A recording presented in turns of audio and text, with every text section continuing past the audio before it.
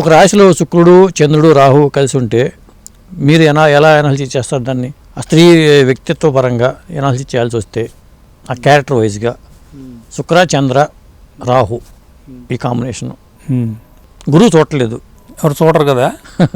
డెఫినెట్గా ఆ మనిషికి ఒక స్త్రీ ద్వారా హ్యాండ్ ఇవ్వబడుతుంది. ఓకే, ఒక స్త్రీ ద్వారా హ్యాండ్ ఇవ్వబడుతుంది అంటే మోసగించబడటము లేకపోతే మాట తప్పటము జరుగుతుంది. ఓకే, అది ఒకటి. నెక్స్ట్ అతనికి లిక్విడ్ క్యాష్ బాగానే ఉంటుంది. ఇందులో చంద్రుడు ఉన్నాడా ముందర, శుక్రుడు ఉన్నాడా, రాహుకి దగ్గరలో శుక్రుడు ఉన్నాడా, చంద్రుడు ఉన్నాడా, that is also the main important factor. చంద్రుడు ఉంటే ఇబ్బందులు వస్తాయి, శుక్రుడు ఉంటే ఇబ్బందులు రావు. చంద్రుడు ఉంటే అతనికి ఆరోగ్య సమస్యలు వస్తాయి, మానసికంగా అంత ఇదిగా ఉండడు. శుక్రుడు ఉంటే ఆ డ్యామేజ్ కంట్రోల్ అవుతుంది, అదో ఫ్యాక్టర్. అతని భార్యకి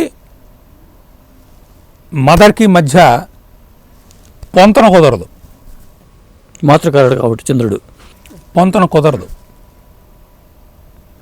డెఫినెట్గా అతనికి ఒక ఆర్గాను ఎక్స్పాన్షన్ అవుతుంది, that leads to some operation level.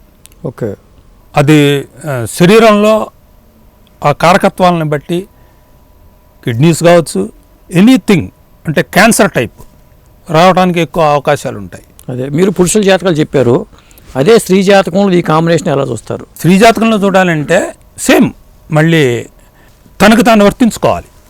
ఇప్పుడు మనం ఏం చేసాం అంటే మేల్ జెండర్తో పోలిస్తే ఇవన్నీ ఫిమేల్ జెండర్తో పోలిస్తున్నప్పుడు తనకే వర్తిస్తాయి. అవును, అవి తనకే వస్తాయి.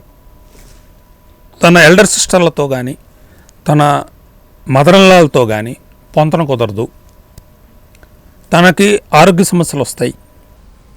తనకి ఇందా చెప్పినట్టు తను గనక సంపాదించే స్థానంలో ఉంటే డెఫినెట్గా తనకు ఉపయోగపడుతుంది, ఎంతో కొంత ఖర్చులు ఉంటాయి, సంపాదిస్తుంటుంది. అది ఫ్లో అనేది ఇన్ఫ్లో అవుట్ఫ్లో అనేది సరిసమానంగా ఉండొచ్చు.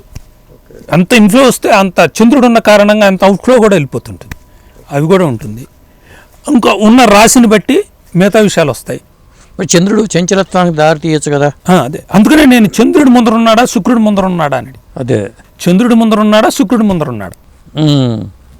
శుక్రుడు ఉండి రాహు ముందర ఉండి శుక్రుడి తర్వాత చంద్రుడు ఉంటే డిగ్రీ వైజ్ ఇబ్బంది లేదు. ఓకే, రాహు చివరిలో ఉండి ఇటు చంద్రుడి పైకి ఉండి శుక్రుడి పైకి ఉంటే ఇబ్బందే లేదు. ఓకే, శుక్రుడి పైన ఉండి రాహు మధ్యలో ఉండి చంద్రుడి కింద ఉన్నాడంటే ఇబ్బందే లేదు. రాహు పైనుండి చంద్రుడి మధ్యలో ఉండి శుక్రుడి కింద ఉన్నా ఇబ్బంది. ఓకే, ఇదన్నా ఇబ్బంది.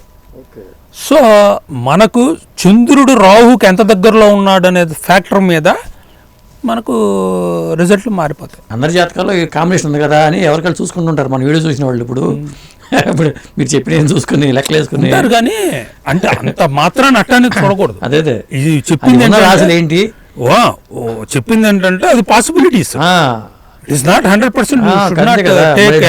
కదా మళ్ళీ దృష్టి ఉందా, శని దృష్టి ఉందా, కుజ దృష్టి ఉందా, but these are the possibilities. అదే డెఫినెట్గా పాసిబిలిటీస్ ఇవన్నీ ఇస్తాయి. అయితే ఉన్న జాతకాన్ని బట్టి మారిపోతాయి, అంతేగా, ఒకటే రావచ్చు.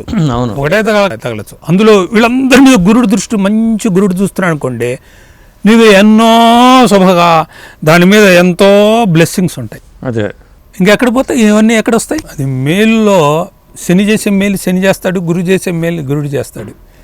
ఒకటి మళ్ళీ అగైన్ కమ్ టు లగ్నం గురుడు యోగకారకుడా శని యోగకారకుడా. శని యోగకారకుడైతే డెఫినెట్గా మంచి చేస్తాడు, గురుడు యోగకారకుడైతే మంచి చేస్తాడు, లేకపోతే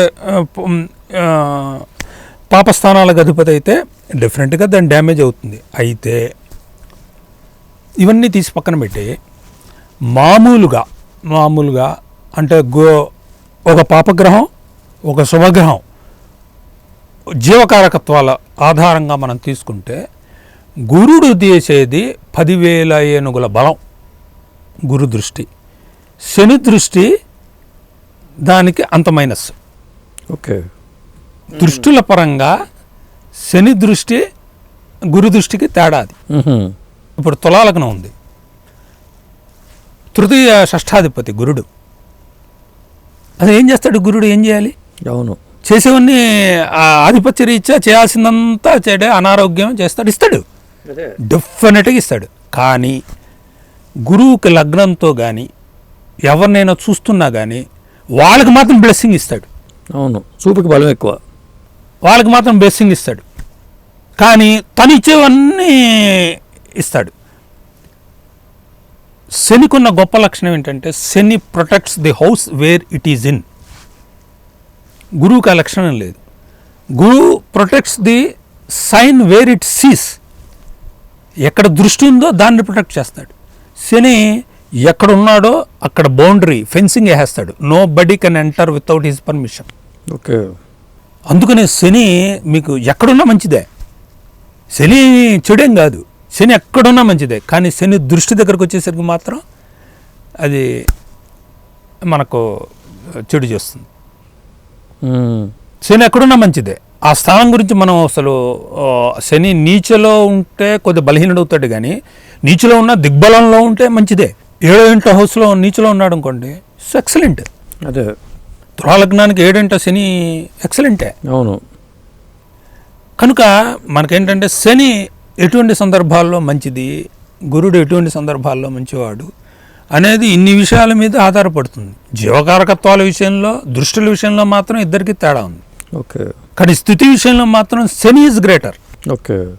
శని ఉంటే ఆ స్థానం మీరు అసలు పట్టించుకోక్కర్లా.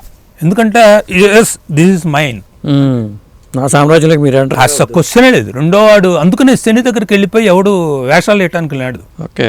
మళ్ళీ గురుడి దగ్గరికి వెళ్ళి వేషాలు వేస్తారు. అందరు గ్రహాలు కలిసి ఉన్నప్పుడు గురుడి దగ్గర ఇచ్చే, శని దగ్గర అట్లా ఉండదు. ఓకే.